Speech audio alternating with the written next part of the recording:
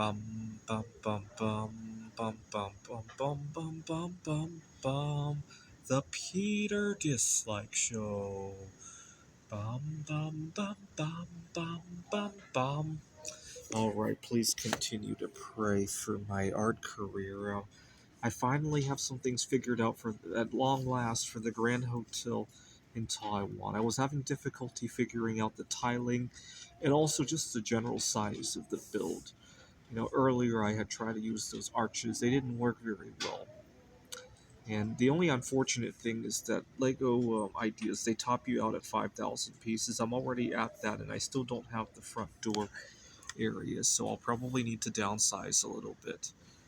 There's also the possibility that I can consolidate some of the pieces to get it below the 5,000. But it's not really a hard rule because they don't really see how many when you submit anyway. But please continue to pray for my art career in general. Also, pray that when I wake up tomorrow, we have gone back in time to, let's say, 2003. And here's why. I recently started dating a distant cousin of Eve Curry, but I learned about the real Eve Curry. She passed away in 2007. I wish I had tried to contact her when she was still alive. I think there's a good chance I could have gotten her to respond to me. I really do, but I really didn't pay attention to that. I mean, I really didn't know about her.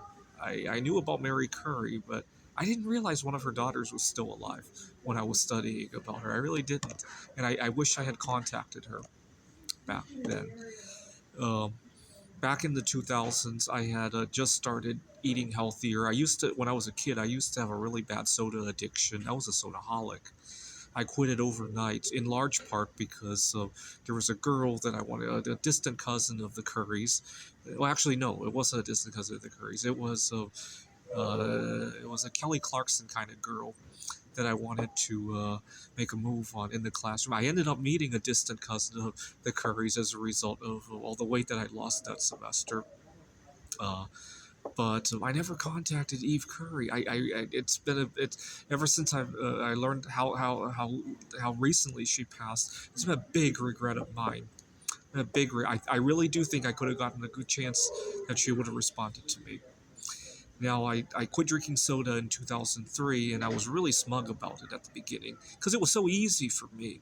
I didn't realize how hard it would be for some people. It was so easy for me, and it seemed like a no-brainer. Anybody could just quit drinking soda. The average American was drinking like tens of gallons of soda every year. It just seemed so easy for me. I was smug about it. I was telling all my friends about it, and some of my friends got really defensive about because they couldn't stop drinking soda. They were addicted to their soda. You know, it was very easy for me to quit drinking soda. What was not so easy was for me to cut back on soda, which is what my parents have been trying to get me to do. I think that's why so many people think it's hard. Trust me on this.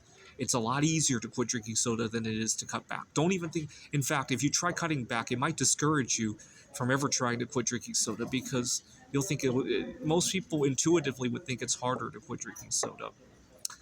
But okay, so in 2007, this was shortly after Eve Curry had passed, just before Christmas that year. I was using the computer lab at the college. I was at the University of Pittsburgh.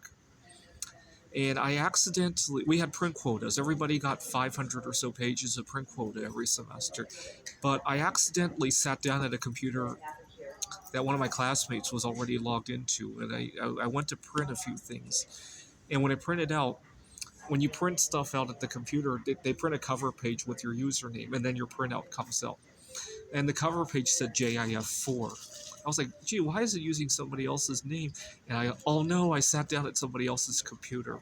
I had accidentally stolen about 50 pages worth of this guy's print quota. My friend comes back from his class, and I told my friend, look at what happened. I accidentally stole this guy's print quota. My friend looked at that page, and he says, oh, you jiffed him because of JIF, J-I-F. And it became such a funny punchline that from then on, scamming people became known as jiffing people. But I didn't realize it at the time, but I had gotten jiffed because I never got a chance to contact Eve Curry. and I really regret it.